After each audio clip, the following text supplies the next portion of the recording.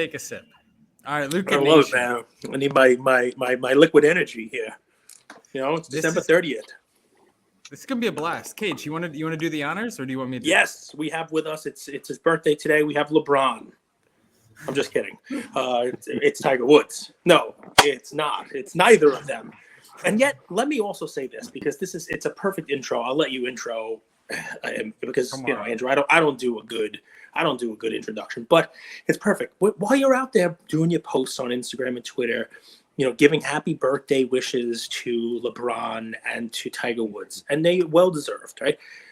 Can you guys remember that vintage is still a category in this hobby? That vintage still pays the bills, it keeps the lights on, that vintage was here before the ultra modern craze, and vintage will be here after. That vintage is still a way to make your way in this hobby, and give some credit to the left hand of God, Sandy Koufax, whose birthday it is today as well. And I'd much rather have a 86 Sandy Koufax PSA 10 than some of these cards I'm seeing folks posting. And I'd pick a PSA 9 of his rookie, just a fantastic player, like I said, left hand of God. And it's a great intro because while everybody's focusing on the more modern stuff, vintage is still doing its thing. And we have Leighton from Vintage Breaks with us today as a guest.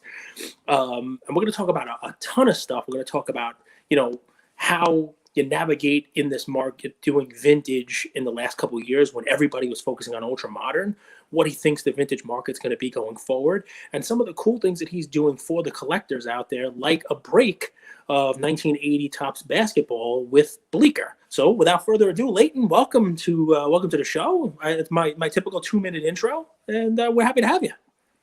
Thanks for having me, gentlemen. I really appreciate it. It's an honor to be on with you guys. All right, Andrew, you kick it off now. Go ahead, do your thing. I'll shut up. Well, I think I did okay, though. You did great. I didn't know Sandy Koufax's birthday. And shout out to another hobby great, card collector, too. It was his birthday yesterday. So if you guys out there are listening, it's belated, but shoot him a message. I know we all appreciate it. Yeah, Kenny Powers, his birthday, too. What's the deal? What's the deal? Why today and why yesterday? But we'll get into that later. I met Leighton at a Bleecker event. I think it was the event that John Starks was at, the Chris Hodge card ladder event. We talked for a while, man, and you have a good vibe. You have a good presence about you. You're someone who I feel genuinely cares about the hobby. And we talked about a lot of things that I can't summarize here because we talked for like literally an hour and a half, maybe 2 hours. But I'm excited to have you on because you're someone that I've wanted to support, and I've supported from afar. And now hopefully our community can support you in what you're doing. So we'll talk about a lot of things. For one, right before we started, we were talking off the air about the Irving Bird Magic card and if it should be autographed and when it should be autographed versus if it's a museum piece as a PSA 9 without the autographs. We'll get into that. But talk about what brought us together, because you're doing a really cool live break at Bleecker, and you're adding all the bells and whistles too to make sure that the person that's buying in isn't left, with nothing. They're more likely left with more than they came in with. And we're going to have an experience. They're going to have joy. So talk to us about kind of what brought us here together today. And then we'll talk about your collecting career. We'll talk about vintage. We'll talk a little bit about 2022 and what you expect for the hobby. So. Absolutely. Well, thanks again for having me on. We are super excited to have partnered with my good buddy, Mark, from Bleecker Trading in NYC. And it's not only a cool place to hang out, but they're doing some great things within the hobby to try to elevate all of us. And this is one of those instances. And so what we've done is we partner with them to bring the collecting community a chance at participating in an entire box break of 1980 Topps basketball. So there's 36 packs in this box. 25 cents a pack. I see it. I saw it. Yep. It's on the box. 25 cents 25 a pack. Cents. That's it. And we highly encourage you that when you take the cards out, separate the cards, by the panels, because it helps the value. So that's what people were probably thinking back in 1980 when they're dropping, 8 cents a unit, right? 25 cents for a card of 3 panels. Think about it that way, right? Magic and Bird, right? If you were a Lakers person, you were not a Celtics person. If you were a Celtics person, you were not a Lakers person. And they put them both on the same card. You would imagine the Magic fans were like, all right, I'm taking Magic out. I don't want a card with Bird on it. And Bird ones. You're not going to talk about how the Sixers won the championship right around those years and we were better than both of them? Nothing. Well, just a mission. I will talk about how it's we when they're winning, but when it's Ben Simmons drama, I'm not a Sixers fan. He's not a part of us. I'm not a Sixers fan. No, but you're doing this break, and there's a unique way of doing it, and I want to make sure we give you, go ahead and go on a little bit of a run here without us interrupting you. I'll even mute it. Tell people what's unique about this break, how it's being done, where they can find it.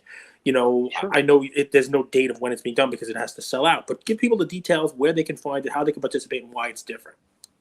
Absolutely. So first off, these are not that easy to find. So even though they were easy to find in 1980 at 25 cents a pack, those days, unfortunately, are long behind us. And so this particular box is authenticated by our friend Steve Hart and his crew at Baseball Card Exchange. And for those of you who are somewhat new to the unopened market, it just kind of adds a seal of approval, much in the way that PSA does when they grade a card, to know that your unopened is authentic. So we're starting off in terms of our recipe with this, the key ingredient. And we decided, instead of offering it by the pack with 36 packs in the box, which would be super expensive, we decided to break it down. There's 8 cards in each pack, and there's 36 packs in the box. So if you do the math with me, there's 288 cards in the box. And that's exactly how we're going to offer the break. Buy the card, and if you buy one spot, i.e. you'll get one card. You can buy a spot in this break on our website at vintagebreaks.com. But we have a little bit of a twist for this break, and we did this, like I said, partnering with Bleecker. We're very proud of this. We're offering 3 bonuses. So for anyone who participates in this 1980 Topps Basketball Wax Box break with Vintage Breaks, you're going to have a chance to win one of 3 bonus prizes. And the first one is a Magic Bird rookie graded PSA 8. And the reason why we decided to include this is because for those of you who are not as familiar with wax, especially vintage wax, there's no guarantees. There's no guarantees if we're going to get 0 or 1 or 3 Magic Bird rookies out of the box. And even if we are fortunate to get several of those out of the box, we have no idea what the centering is going to look like. So we thought it'd be pretty cool at the price of $2.95 a spot, which we don't take it lightly. That's not chump change. But no matter what, even if all the Bird Magic rookies are off-centered or look terrible, someone is going to walk away with a PSA 8 rookie. The second place in that bonus is actually a $1,000 break credit to vintagebreaks.com. And if you go on our site, we have over 300 breaks available. You can get a lot for your money for $1,000. And then third place, which I thought was super fun, we're doing a mystery swag bag that Bleecker Trading and Vintage Breaks are going to be combining forces and making sure that whoever wins that third place bonus is going to be very happy. But most importantly, I think what's super fun is that when this break sells out, so after all 288 spots are sold, we will then schedule the break within 48 hours likely after that. And we are hoping to do it with our friends from Bleecker Trading live in New York City. And for those of you who don't know me, I always wanted to live in New York City. And when I had the chance, just graduating Rutgers College in 2000, my second job was working for Leighton's, which many of you know is a big auction house. So they were in Long Island. I decided to live in New York City because I had always wanted to live in New York City. Well, I lived down the street on Bleecker and Thompson. So not that far away from Bleecker and Christopher, which is, of course, the home of Bleecker Trading. And so we're super excited about the break. But beyond just the break itself, I think it's an experience. For those of you who've not been to Bleecker, we're going to have the break not just broadcast live, of course, from the actual shop, from the store, but it's going to be on a big screen. So for those who are there, it's kind of like a viewing party. We're looking to make an experience out of it. I think it's a lot of fun. So real quick, I'm going to show you guys how to get there. So we go to vintagebreaks.com. We click on sports. We go to basketball. We're going to scroll down, and you'll see right here, it's the 1980 Topps Basketball Wax Box Break. Here are the first, second, third prizes. And here you go to get your spot. So I love that. Real quick, favorite pizza in New York? Do you have a favorite pizza? You live there? Oh, are you kidding me? Yes. So at the moment, number one is Vezzo. It's fantastic. There you go. Thin crust pizza. You can literally eat a whole pie at a time. It's unbelievable. I go to Sbarro that's where I get my New York slice, a real New York slice. Sbarro. right? Like Michael Scott. Oh my god! Yeah. Oh my god! Fun stuff. But yeah, I mean, so what's fun about this is pairing an event, right? So we've seen breaks, and Andrew and we tried to people have asked us to do breaks. We did a Marvel break box once, pretty cheap compared to what it was at. It was fun, a lot of logistics and craziness that goes into it. But most breaks you see, there's going to be a winner. There's going to be one person who gets the card, right? Or there's no real winners because you open up a box of National Treasure and there's 8 garbage cards in there and a Gogo Batazzi is the big hit. Sorry, I know you like Gogo Batazzi. I do like Goga. I know. So, but what's amazing about this is the 2 changes. One, it's something guaranteed, right? It's that PSA 8. It's sort of the chase card, right? It's sort of what people are looking for in this box when they open it. So you're making sure that if the box happens to be a dud, and let's hope it's not. Let's hope there's 4 perfectly centered. Let's hope there's a PSA 10 in there, worth, what is that? What the last one sell for? $600,000, $700,000. $700,000, yeah. Right? So, big money. Call your buddy Rob Go. He picked he's got it up. one. Yeah, but he picked it up in the 3s. He a shrewd purchase. But so you're guaranteeing that, but then combining the experience, not just, if you're in the break, right, and you're doing it virtual, you have access to that party. It's going to be a party atmosphere, right? It's going to be a big screen TV on the wall, a whole bunch of people there. Who the heck knows who's going to be there? You're going to have in person instead of just some guy in a closet somewhere cheering, that you got oh, look, you got Rory Sparrow. Yeah, you got your money back. No, you didn't. Sidney Green, no, your money is not back, right? So, but when a hit hits, you're gonna have a whole cheering section at Bleecker going a little nuts for you. And I like the mystery swag bag because Mark is gonna fill that with some crazy good stuff that you can't get anywhere else other than from Bleecker. And I mean, to me, the cool part about this is this how we expect breaks and things to go going forward? Is it like partnering with a brand? Is it mirroring or packaging it up with an experience so that you get something, sold to it? Especially when it's a break like this, right? Where it's not your typical, I went to Target, found a blaster, I'll break it for you in the parking lot with my steering wheel as the card holder. You know what I mean? Like, they're not knocking that. People have gotten good hits out of that too. But you see this as something like, going forward. Obviously, you're doing it. So, and you're here talking about it. We love the idea. But do you think this is something you can see as a going forward kind of thing? Oh, very much so. So like I said, we're certainly very appreciative and super excited about the opportunity to partner with Bleecker. And, I don't know how technical we want to get here, right? But for Vintage Breaks, what we get out of it is we get access to Bleecker Trading's community. They may not know about breaking. If they know about breaking, they may not know about Vintage Breaks. Guys, they may not even know that people are opening up old packs. I still get people who find us because we do a lot of advertising, right? We're a growing business. Yep. One of the things that are a key is to advertise. You have to find the right places. But we'll have people come, wow, you're opening a pack from the 80s. I'm like, oh, you haven't seen anything yet. We've opened up packs from the 50s. Right. And so kind of stepping away from, let's just say, like a partnership with a brand, if you will, like Bleecker. One of the things that I'm super proud of, I can't say that we make a lot of money from it, but I do think it's great content. And I know firsthand that our community thoroughly enjoys it, and myself on a personal level really enjoy it, is I started to do these athlete breaks and athlete experiences a few years ago. So we've now opened packs with the likes of Emmitt Smith, Dominique Wilkins, Rick Barry, Dale Murphy, Gary V, right? And so we just did Raleigh Fingers at the Philly show. Raleigh Fingers, to give you an idea how much fun some of these athletes who are not in the limelight anymore have with us, Raleigh was contractually obligated to give us 10 minutes.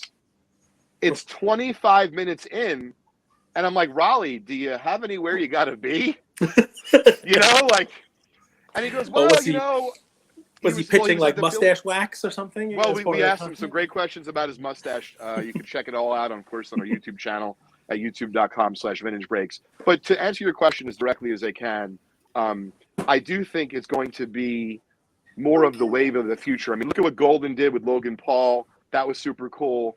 there's just a lot of crossover that can happen between brands, between companies, between people who care, right? Between companies who care about what's going on in the space. It no longer just has to be how many boxes are we going to open of NT tonight, right? How many cases are we going to open of said product?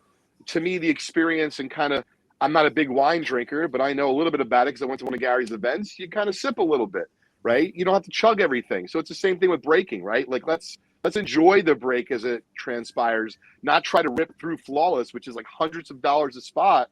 And like I see breakers just treat it like it's a Cracker Jack, meaning it's a 5-cent piece of candy. And, you know, at the end of the day, right, if you want to buy the card that you want to buy, and this is coming from someone who not only runs a breaking company, also, you know, makes money doing so, but I want people to understand we're a form of entertainment. So if you want to buy your card, go buy your card on eBay, from PWCC, from Golden, from REA, from Heritage, from collectors on Instagram. Like, we don't begrudge you if you don't want to, you know, take that risk to see if you get that hit that you've been looking for. But when you kind of put those, you know, feelings aside, if you walk into whatever store or virtual setting you're going into with the right mentality, you can enjoy it a lot more. And so that is how I'm tying this back to the discussion of experiences. That's the way we look at what we're doing with these experiences. It's not always about how much profit we can make. We believe that people remember, oh, who's that breaking company that opens up with athletes? Oh, yeah, it's that crazy guy from Vintage Breaks whose eyes pop out of his head. But, you know, he does stuff with Raleigh Fingers and Pete Rose. And, you know, let's be honest, that's entertaining. If you guys started doing athlete breaks, I would watch just because I think it's cool. Leighton, tell us about some breaks you've done in the past, some cool ones, right? Where it was a cross between a player, but also you pulled something cool and like maybe the experience, the environment was unique. Could you share a story? Does a story come to mind? Does experience come to mind? Yeah, well, I mean, you know, non-athlete, right, someone famous, the number one break that we did of all time, and I'll still argue was the most exciting moment in National Sports Collectors history, was several years ago at the National in Cleveland. We opened up a 1955 Bowman cello pack, which, by the way, I haven't seen another single 55 Bowman cello pack baseball even for sale since then, which at this point is years ago. And so we had that pack very early on in the Vintage Breaks, you know, life cycle of our company. And it was 20 cards in the pack. It took us, I'm not exaggerating, probably 9 months to sell out. Today, it might take me 3 days. And it was an event, meaning we planned to open it on the main stage at the National Sports Collectors Convention. Rico Petrocelli was there, Tom Zappola from the Great American Collectibles Show, you know, the PSA show. They were on the stage with us. I had several of our team members on there. And of course, we had no idea that Mickey was coming out. We just thought it would be cool to share the experience of opening up a 1955 Bowman pack in front of call it a live studio audience, if you will. And of course, then, you know, everything just all hell broke loose because we're going through and we hit an Ernie Banks second year and we're hitting centered cards and it's the next to last card, right? So what does Yogi say? It ain't over till it's over. We knew Johnny Padres was on the bottom. So realize if there's 20 cards in the pack and Johnny Padres is on the bottom and we're about to reveal card 19, there's no more shots. This is it. So this if is the last card card comes out mojo. and it's a common, talk about last card mojo. So Mikey, who used to work for us, he's you know, a good buddy of ours, and helped us build Vintage Breaks here. He was the one actually opening the pack, and I was standing behind him, kind of commenting on it, if you will, like you're watching a sporting event. You know, I tried to, you know, get excited, but I had no idea what was coming. So he puts his hand over it. He takes a step back for a minute. He goes to the audience very slowly. Guys, we're about to make history. Get out your cameras. I got to be honest with you. I didn't think Mickey at all. I'm thinking second year Hank Aaron. I would have been ecstatic. Are you kidding me? So he reveals the Mickey Mantle. You certainly don't have to take my word for it. My eyes did come out of my head. I screamed ferociously loud. You know, it was probably a lifetime of emotion wrapped up in that scream, if you will. And I remember even not just the hours, but the days. Like, you know, we felt all of that love and the energy around the National going out in downtown Cleveland, the casino. I mean, it made national news. Within 24 hours, I was interviewed by the Wall Street Journal, Washington Times, New York Post, like, and Darren Ravel, my buddy, kind of helped us get off the ground. I called him right after the break. We thought, I called on stage that I thought it was a dead nuts 8. I thought it could have a chance at 8.5, and the PSA really wanted to be, nice. I'm saying this all live, by the way, in front of, thousands of people at the National. I'm like, we could get a 9. So we submitted, of course, an express service. I call Ravel, after the mayhem subsides, and I say to him, this is going to be a national story. And, we've become pretty close since then. But I said, it's going to become a national story whether you pick this up or not. I think it's a great story for you to run with. And, he go could to the feel Vintage the Break page, Andrew. Go to the Vintage Break page. It's on their page. It's with because he's going to get to what they actually sold it for. Go ahead, Leighton. Yeah, I'm so just if you go to our homepage, homepage, people watching it on YouTube. If you go to our homepage, so what's wild is we had an offer after we got the grade back 24 hours later of $50,000. It was then sold later at auction, and I believe Golden for about $60,000-ish. And then whoever owned it sat on it for a couple of years. Well, it just sold at Memory Lane, for $358,000. Just keep this in mind. Someone took a $500 entry, and we've now created a $358,000 card. And most importantly, an iconic moment, whether it's the moment or just one of the iconic moments of the National Sports Collectors Convention history. For me personally, guys, I'm a card nerd. I don't try to pretend to be something I'm not. And so as a little kid, I couldn't have in my wildest dreams envisioned something like that. The only thing that will be better is getting like a 52 pack and getting a mantle or a 33 Gaudi and pulling a Ruth. So a couple things. Number one, when it was slabbed, it has a really cool flip. It actually says the national card on it, right on the slab, which is pretty cool. Because, there are things that add provenance and value to a card. That card, if you buy that one, I would pay a little more for it because of the story that's attached, because of how many times you're going to tell that story and advertise it. If it said the Steve Aoki mantle, I probably wouldn't pay extra for it. No offense, Steve. I love your music, I think. Buddy, what does Steve Aoki sing? What? Does Steve Aoki have a good singing voice? Does he have a good singing voice? Steve Aoki? Who? Don't ruin the moment. So the kid doesn't know who he is either. Steve He's a Aoki. DJ, Cage. He does what? He does what? Boneless? Boneless? No, Boom, boom, boom, boom, boom, boom, boom, boom. That one? Okay, good. See, I'm Steve Aoki. I guess it's worth something on the flip. So, he's a DJ, not a singer, Cage. He's a DJ. Boom, boom, boom, boom, boom, boom, boom, boom, boom, boom. He entertains the room. Boom, boom, boom. Oh my God, this is great. All right, so in any event, there's a YouTube clip for you guys. I made your job easy. Yeah. Thank you, team. So, Leighton, here's what I am going to do with that story. My son's best pull ever was a Zion card at a card show. It was this stuff of lore, right? And I remember after he pulled it from the, a blaster box that we paid like $35 for, traded the whole 9 yards. And by the way, I have to get this card back for him at some point in time from PSA. It might be pennies on the dollar now. Yeah, I'm You're right now. I think I'm doing good here. I'm doing good here, right? It's not my first rodeo. So, but I remember when the guy sold it to him and he pulled it. The first thing the guy who had the box at his table said was, "I can't believe it. I was going to take that home. I was going to open it with my son. I should open that myself. That should be mine. You should spend more money at my table now. That's like thousands. You should spend $1,000 on my table now because you pulled that out of my box."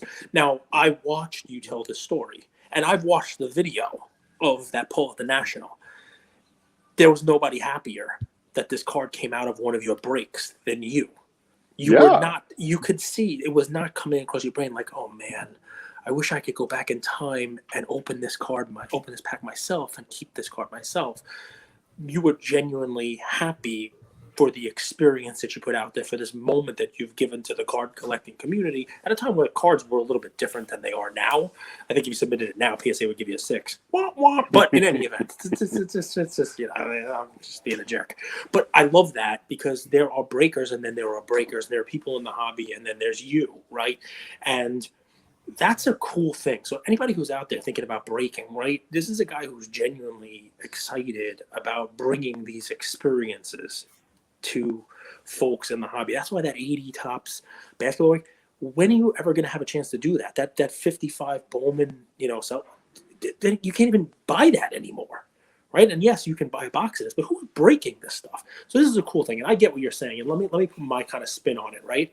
I think going into 2022, if you're someone who's a fan of breaking, right, and you're trying to say this, if you want your card, buy your card. If you want your break, don't think of it as a winning losing proposition. Think of it like you're going to a Broadway show, and you're paying $200 for the ticket. You may be entertained. You may not be entertained. You may walk out of there thinking the show was terrible. Hell, you may get there and they make an announcement while you're sitting in your orchestra seat that you paid a heck of a lot of money for, that the understudy is playing the main role. Who the heck knows? There are rug pulls in all walks of life, right? You may walk out with some value. You may walk out entertained by the show, but you're not walking out with anything tangible in your hand. You're walking out with that experience, an experience that may leave you happy, may leave you sad, may leave you, okay, I shouldn't have done this.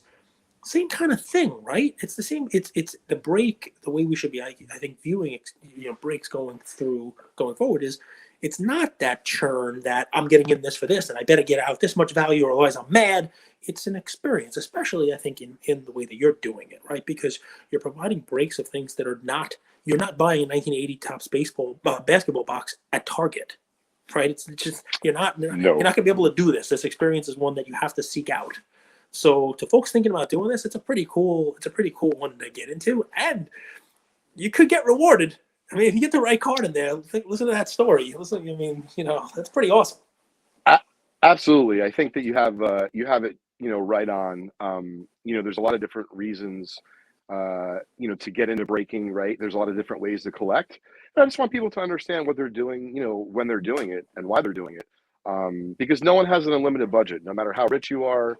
Everyone's going to have their ceiling, and I do appreciate you, recognizing that I'm having fun. Guys, let's be honest, right? I don't know exactly too much about your day jobs. I have rough ideas, but at the end of the day, we all know that we are going to be interacting with our day jobs very much. And so all I would say is, and I don't want to make this, a whole, like I'm giving worldly advice, because I don't have worldly advice. I have my own advice, and my own advice was, and I love my dad, but I saw him growing up. He was really unhappy. He was a turnaround specialist. He's a CPA by nature. And he would go to these companies, and he would literally help them turn them around from, negative, on the balance sheet and the income statements to making money. And he would wonder in 2 or 3 years, like, why was he out, or why was he looking for a new job? And whether it was right or wrong, he just didn't seem happy. So when I graduated school in 2000 from Rutgers, I just decided, because I was in the fortunate financial position, I had put myself through school, basically working and then buying and selling cards, that I wanted to try to do something I loved. And so second base for the Yankees was not really possible, even though I'm still convinced the Jets should have given me a shot at quarterback. The Jets didn't call me. And so I just wanted to do something that I was very passionate about for a living, even though I didn't know exactly, and still don't to a certain extent, right? I run Just Collect. I run Vintage Breaks. I'm involved in other investments and other projects and such. But the fact that in 20 or 21 years, that an industry and a quote unquote business or hobby, that people told me I had to have my head checked out when I graduated a 4-year institution, I graduated a business school, got an offer from Deloitte & Touche to go into business consulting. And you're like, wait a minute, you're going to do baseball cards? Like, what does that even mean? You're better off going into the circus. At least it's been around for 100 years. I'm like, nah, I really like cards. If it doesn't work out, like I still have a college degree. It's kind of why I went to school. And meanwhile, now you're a boomer doing tangible assets. You should be selling JPEGs. Well, it's funny. I don't know if we'll have enough time on today's episode, but one of our projects that we're looking into at Vintage Breaks is basically offering NFTs along with some of our breaks of the iconic items that aren't going to be seen again. And so that's what I'll say about that for now. And we're excited about the first quarter of 2022. I'm curious. Love it. So as we head into the new year, Leighton, sometimes we get caught being very short-sighted, right? When there's a lot record sales, when there's a lot of money in the system, we think, how do we make money now? But if you could take us back, you just said you paid your way through college by working and buying and selling cards. What was the hustle then? What were you at, if you could share the tactics? I remember it. I remember it well. Oh my God. So I had a hideous briefcase. So my dad used to work for a company when I was 14 years old, for a company called Avenues and Leather, which is long gone. But Avenues and Leather sold their products to places like Staples.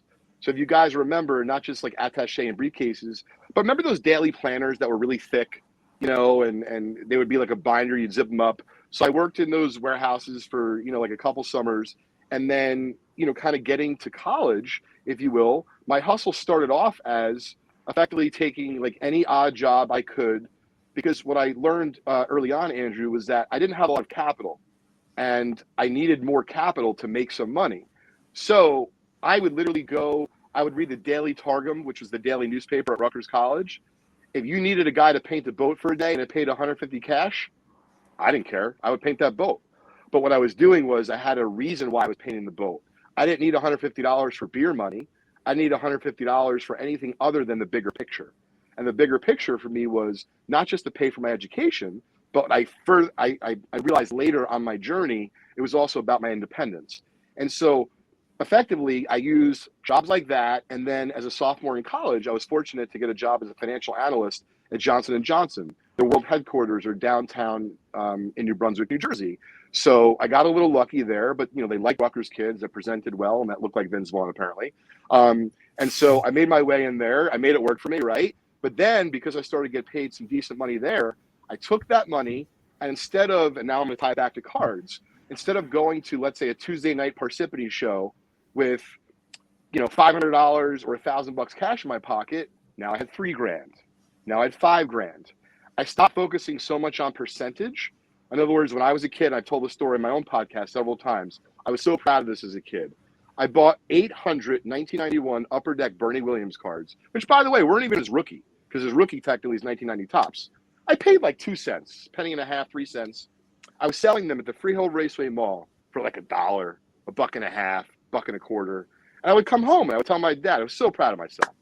Dad, I just made like 843% on my Bernie Williams cards today at the show. He's like, what are you, an idiot? I'm like, no. He's like, what'd you pay for them? Like 3 cents. He's, what'd you sell them for? $1.25. He's like, great. So you made 1,000,000%. He's like, how much absolute dollars did you make? I'm like, I don't know, $43. He's like, can you even buy the new video game you want to buy with $43? I'm like, no, I don't think I can. So it was a very valuable lesson for me, because as I acquired more income and I could save, the card game was different back then. You weren't grading cards and getting 10x, 5x, 20x. You were buying a collection for $500, you'd sell it for $700. You buy a collection for $3,000, you'd sell it for $3,600. That's your profit. There was no eBay, right? And so it was a real hustle. And I do remember, because when I graduated Rutgers in 2000, I was one of the first I remember dealing in graded cards, not vintage, but I had like 25 96 Finest Kobe PSA 10s. I bought them from All-Star Cards in Kansas City, and I sold them one at a time at card shows because I believed in it. And I started, I made $100 a card or $200 a card. But there was no like huge multiples back then. It was very much, you take what your available bankroll was, you would try to deploy it, you would try to turn it over, and you'd try to do it again. What was the culture like? Did people look down on flipping, or was that just like everyone was doing it and that's what baseball cards are for? Well, there was still very much an active collecting community. And keep in mind, the way you're saying flipping now, what's interesting, Andrew, it's different than back then. Because, and I say this because I remember it well, as a 15, 16-year-old, I was doing the Howell Flea Market on Route 9 in New Jersey card shows. And I remember this, that if I left on that Sunday, Cage, and I didn't have enough cash, or if I didn't feel like I had enough money to do what I wanted until the next card show, there was no other options. I wasn't able to drive. My dad wasn't driving me places. There was no eBay. And believe it or not, when America Online message boards came out, and I'm sure some of you will remember this, the grandstand, right? I would buy cards on there and sell them using the post office.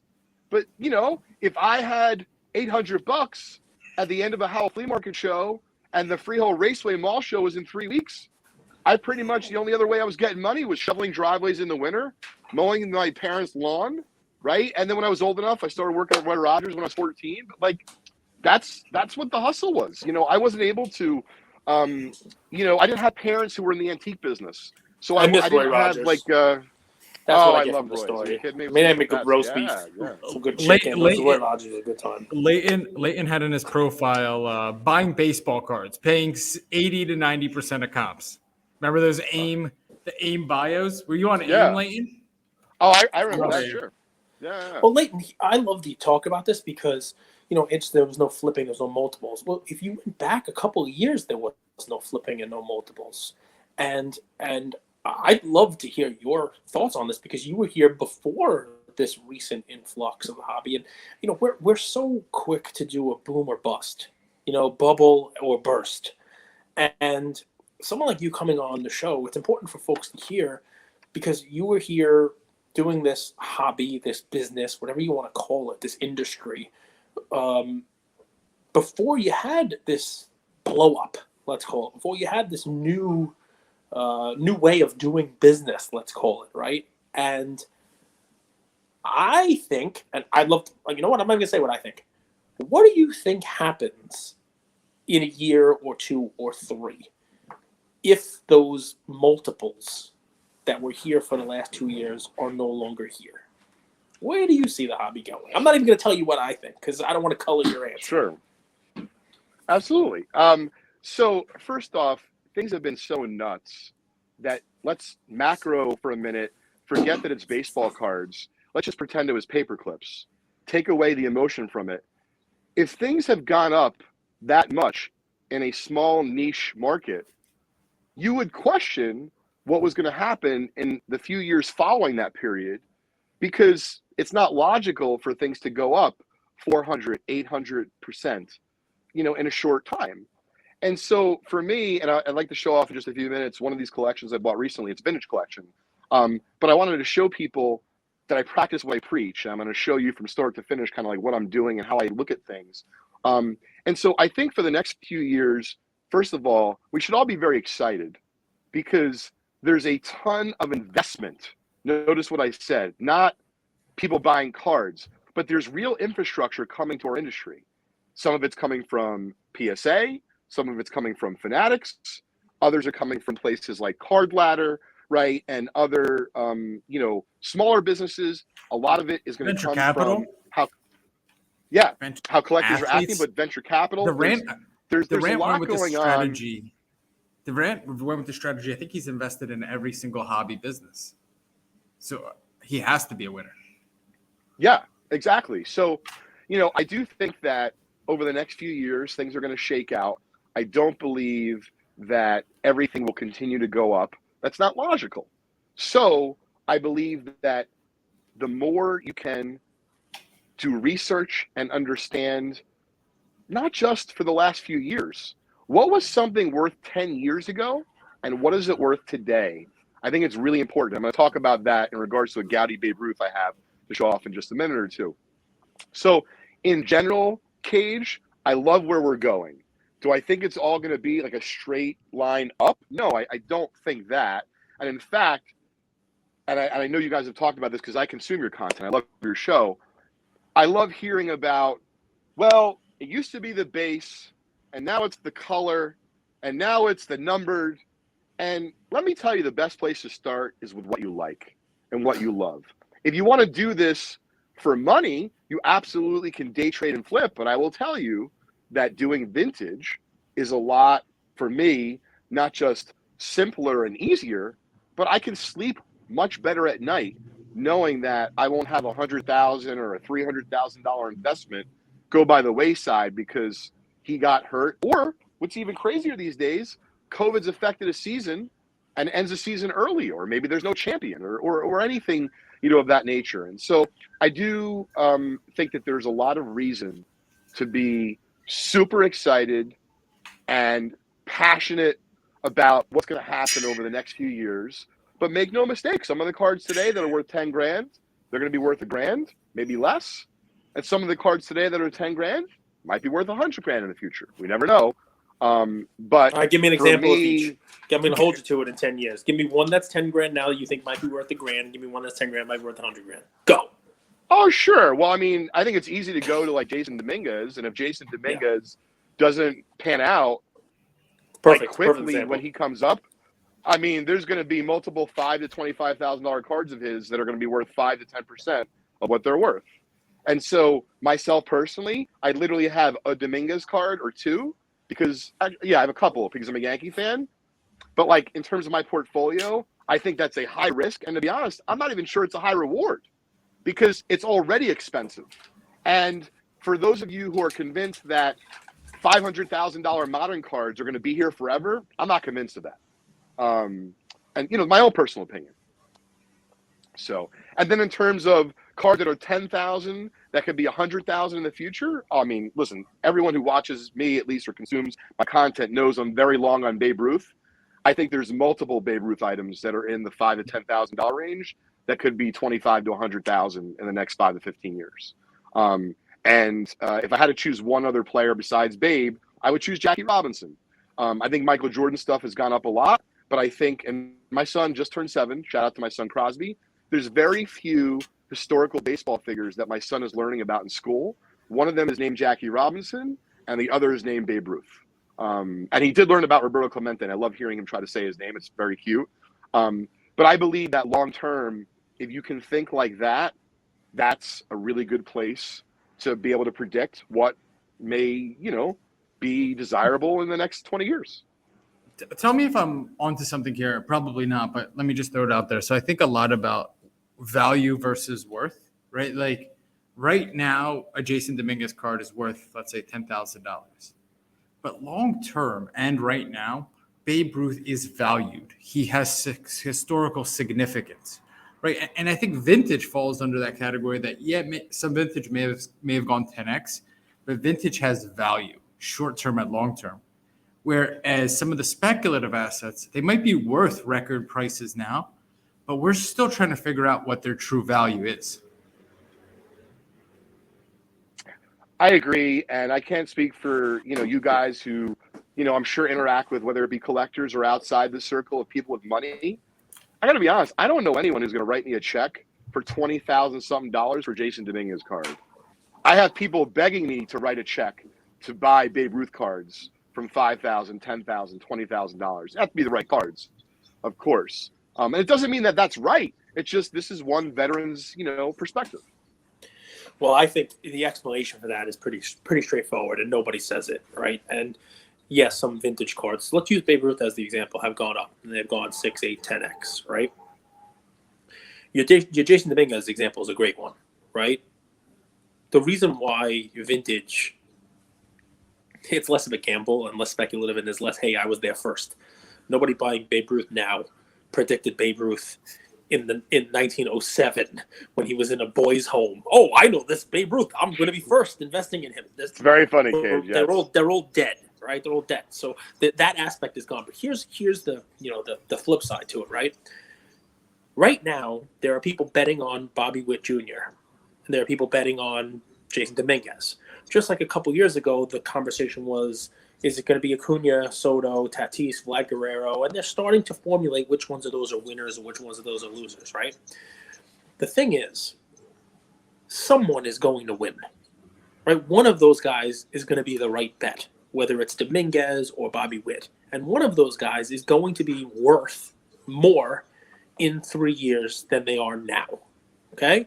Multiple, who knows, but more. One of them might be wrong. Hopefully they're both great players and everybody's right and they go up. The thing is, what people are investing in now and prospecting in now, there will be something that is right. Someone is going to go crazy. Someone is going to win the championship. Someone is going to win the MVP, right? The thing is that there are 10 different people that it could be that one champ, that one winner. The other 9 are probably going to lose money or they won't go up as much as that 10.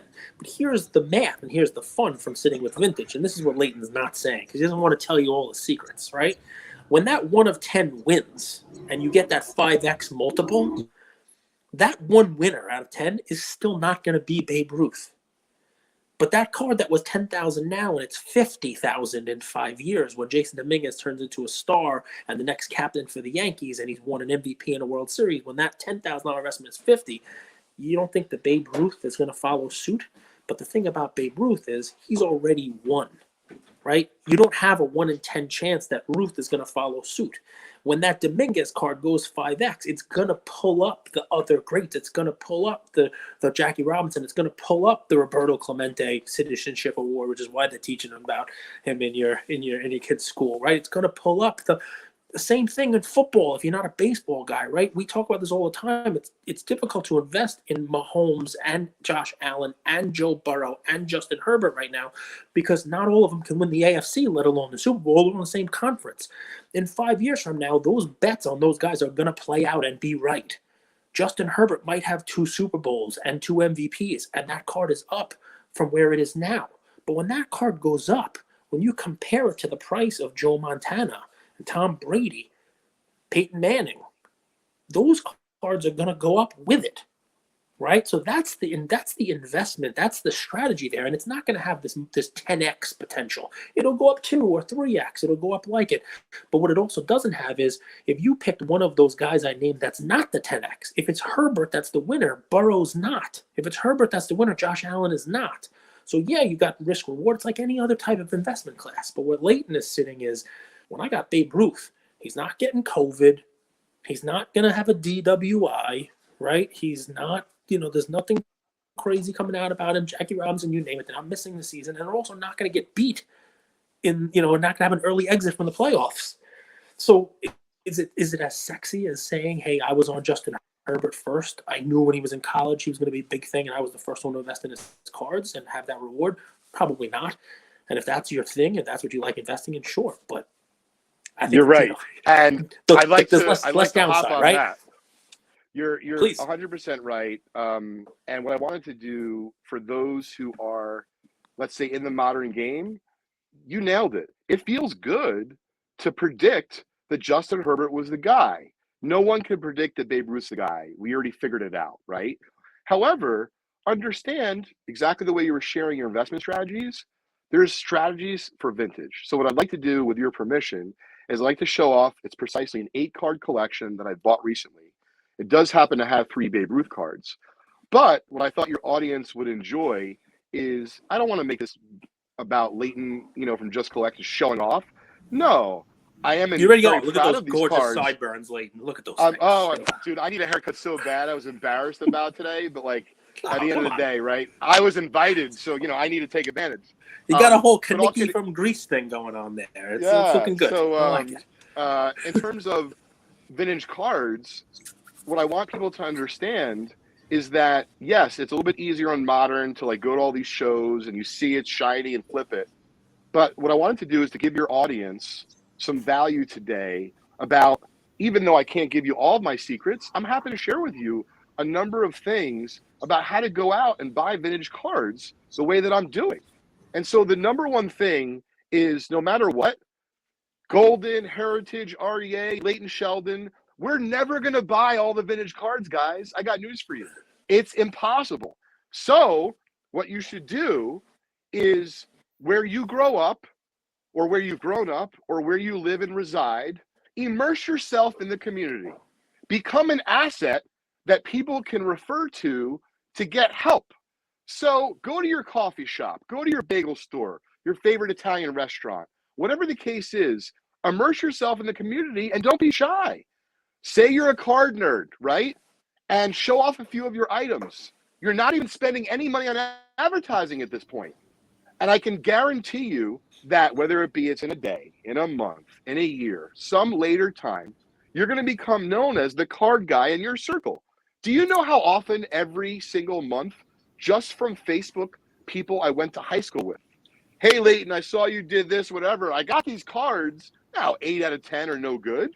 But I'm getting my word out without even spending any money in that case. And so what I want you to hear loud and clear, it doesn't matter if you're from a big city or from a small town, right?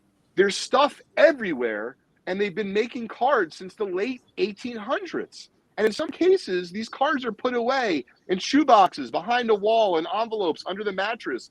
And literally, people are finding them 3 at a time, 100 at a time, 1,000 at a time, and they don't know what to do. So in many cases, they are going to Google, which, to be clear, right, is absolutely the reason why I built Just Collect's website the way I did. We have hundreds of stories about our past collections we bought on our blog, and that's not an accident. So if you're someone who enjoys writing, if you enjoy going to the card shows, if you enjoy going to your local card shops, if you enjoy going to estate sales, do yourself a favor. tell the story about your experience. It doesn't always have to be on IG. It doesn't always have to be on Facebook. Google will recognize these stories you're putting on your site, and you can check us out at justcollect.com to see how we operate our blog. You can find that at blog.justcollect.com, but we have hundreds of stories. I thought this is a cool stat. We bought collections that we can verify from about 36 or 37 states out of the 50 in the United States. And our goal in 2022 is to get a collection from the other 13 states. But make no mistake about it, this is how I do it. I have friends in Oregon. I have friends in Iowa, Montana. And you know what? If they get a lead, if they can't handle it themselves, I have a really good feeling they're going to contact me. Sometimes I don't buy it. Sometimes I really just give advice, and maybe they give me a free hamburger or a free card. So it's not always about how I can make the most money. It's about how you can help the community. And what I'm explaining to you is a recipe for success that even though it won't be overnight, I've been doing this for Just Collect for about 16 or 17 years. It compounds. It's one of those things that in the beginning it takes a little bit of time, but it's already happened with me.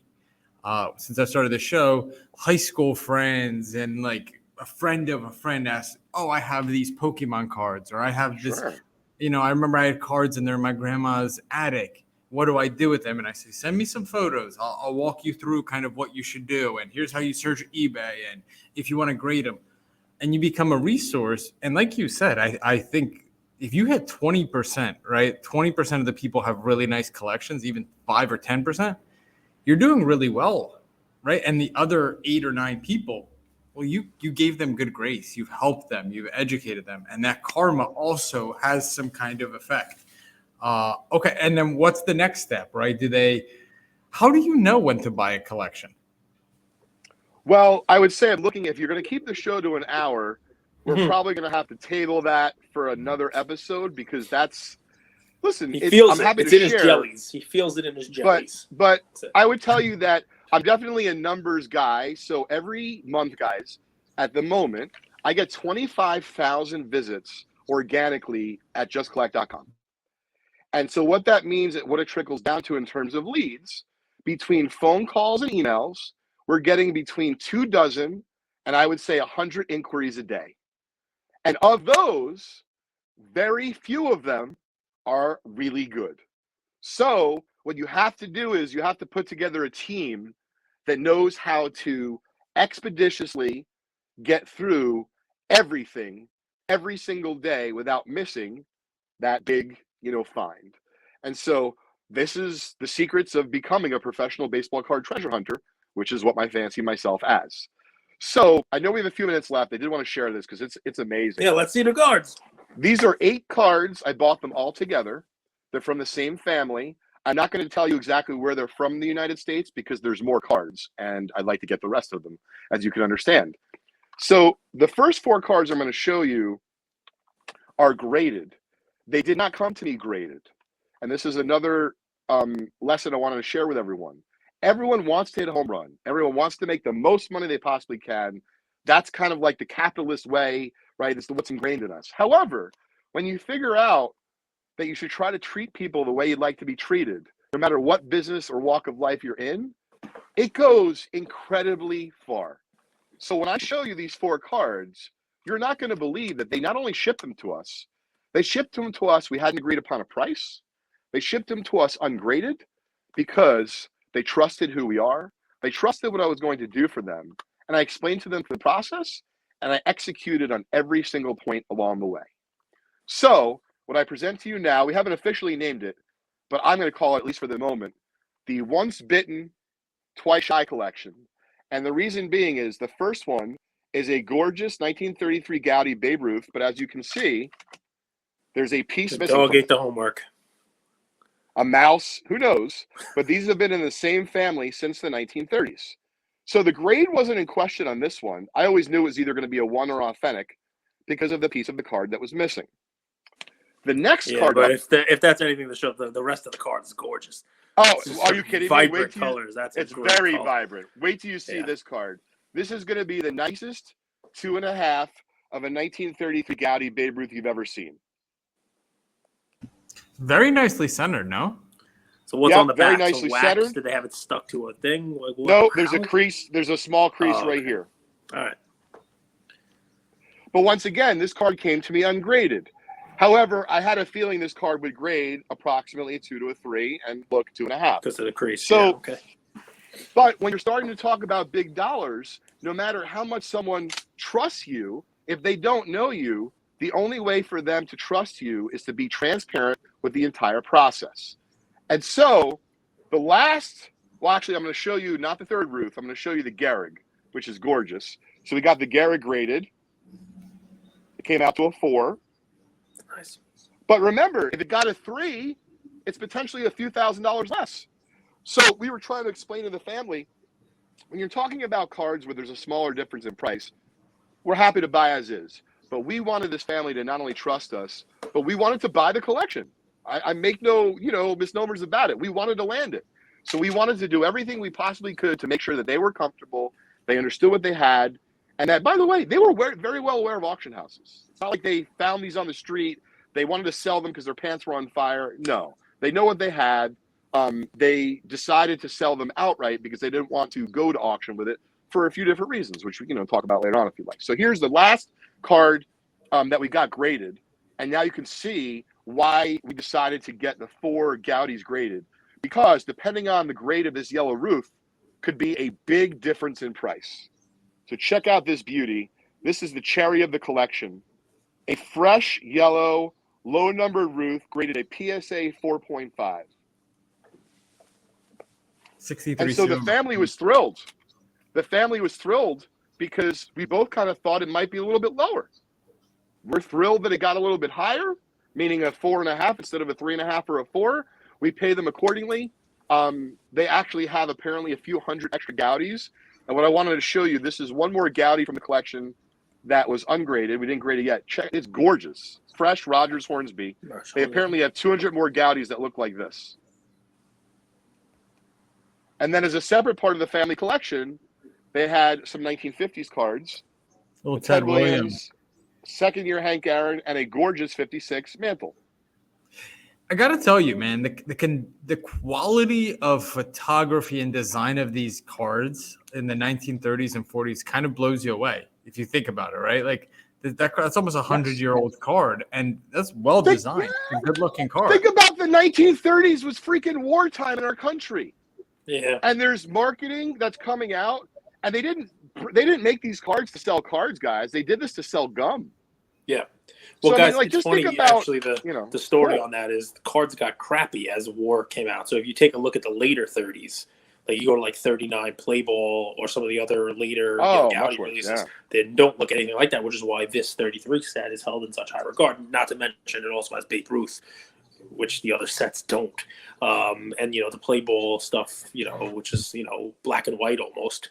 They had to sneaky put like Joe Jackson in it in 1939 or 40, just to get some more names 40, in. But then in the 50s, a whole separate reason, those 55 and 56 tops is because Bowman was its own brand at the time.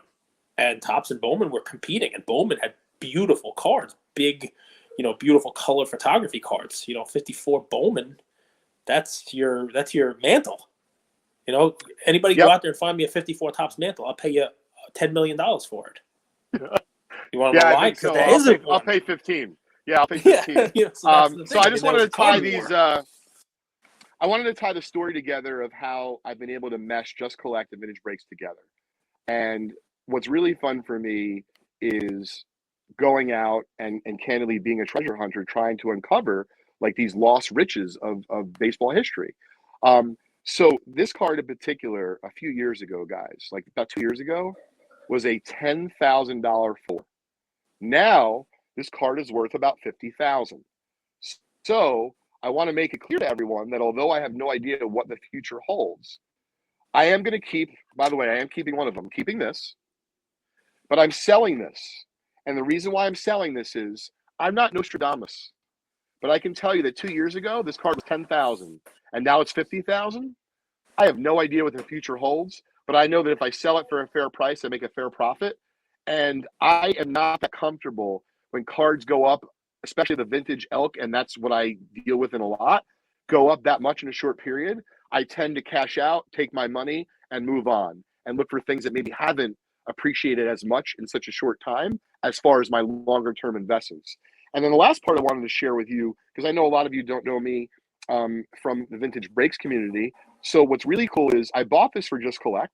We've been doing this for, almost 25 years. However, instead of consigning this to an auction house or selling it privately, this is something that I can do as a majority owner in vintage breaks. Is I was able to buy this for Just Collect, and we're now offering this in a 250 card graded hit random that's now live on our website at vintagebreaks.com. It's $525 per spot. There's lots of great cards in it, like a 56 Topps Mantle and a PSA 5, and some other great ones. But of course, this is the big hit. So after this 250 card graded hit random sells out, someone is guaranteed, Cage, to win this 33 Gowdy Ruth for $525. What's the total on it? Yeah, the 250. total How many spots and how much money? So you 250 spots, $525. So you could do the math. Yeah, it's not that bad. It's not that bad. I might buy them all. That's a gorgeous card. Leighton, what do you PC? Yeah. What do you PC? Sure. Anything from old photography to tobacco to Gowdies to, things I come across in my travels. I went to Rutgers College. I had some really nice Rutgers memorabilia. I can go grab some photos if you like, but I know we've been on for about an hour. So, it's I have tons of type stuff in 1, my type office to show 2, off. type 3, that kind of stuff? Type 1 photos, just showing this off. So this is the highlights of a collection I just bought. It was 600 ungraded cards from the 50s. But check this out. There's 10 Jackie Robinsons. And then there's 6 Ted Williams. Can I ask, as we get removed, right, with every year, we discover more gold, there's less gold in the ground. How many collections are left, right? And is there a point where we're not going to be buying collections anymore? Well, No. I sincerely hope that isn't the case. That would be a terrible way to end the show on a very much of a low note. So what I like to say is that the industry is still changing. The collections will be different. Morphing. Yes, exactly. They're going to be different. And to be clear, right, some of the collections I'm now buying from the 1930s, because I ask a lot of questions. I want to know, the way you're asking, how many more collections are still in the ground, like the gold to be discovered. And you have to understand, there's 350 million people in this country, give or take, right? There's a lot of families that are pack rats that have never sold anything. And even though we will eventually run out, people always ask me about vintage breaks. When are we going to run out of vintage? And what I tell people is in 5 years from now, 2019 basketball will be vintage. So we're not going to run out of vintage. The Cage, you nailed it. Things are going to change. So in 10 years, vintage. Maybe a vintage collection is going to be a 50s collection or a 1970s vending case run. I don't know, but just do the age, man. You got people who are dying now were the ones who collected in the 50s and have those cards in their collection, and their family's going to find them now when they die. That's the switch. So you're not going to have the Black Swamp find, of caramel cards or tobacco cards or Gowdy cards. You're going to have 50s, and then in 20 years, dude, it's going to be something different. It's going to be somebody pulling out, that their dad had in their closet, their factory sets that they bought in the late 60s, early 70s. Which at the time, people didn't grade, and you're going to have all these, there's going to be Nolan Ryan in high grade in the factory sets. It'll just be a different kind of vintage find when he's, when Leighton's 35 now. When he's 55, it'll be different. That'll be the story. That's Leighton, last question. I wonder, how do I word this? When Shaq becomes vintage, will he be sought after? And kind of a second question is, why do you think Shaq cards aren't more sought after? Sure. So first of all, you're talking my language, man. I love Shaq Daddy. I grew up chasing those cards. I remember getting the 92 Fleer Ultra Rejector or whatever. Rejector. That wasn't Fleer Ultra. Rejector was one. That was the lower one. Yes, there was another one. The all rookie one, right? Where the Shaq, my buddy pulled it. He got like 150 cash at the Englishtown flea market in Englishtown, New Jersey. And literally, we felt rich, man. He treated me to an egg and cheese sandwich. That's big money on a card, right? Are you kidding me? That was huge money. We're the biggest one was Hoops. It was Magic's all rookie team from Hoops. Oh, man. So That was the big chase. All that stuff is my language. Here's the deal. Shaq is absolutely beloved. There's only one problem. His cards were produced in a really overproduced time period. So, only because you asked, even though, and I love that Magic All Rookie. I have one in a 10 for myself. Do I ever think it's going to be a big investment? No. But I'll tell you the card I love of Shaq, and I don't think it's that costly. In a 10, I bet you it's thousands. I don't have a 10, I have a 9.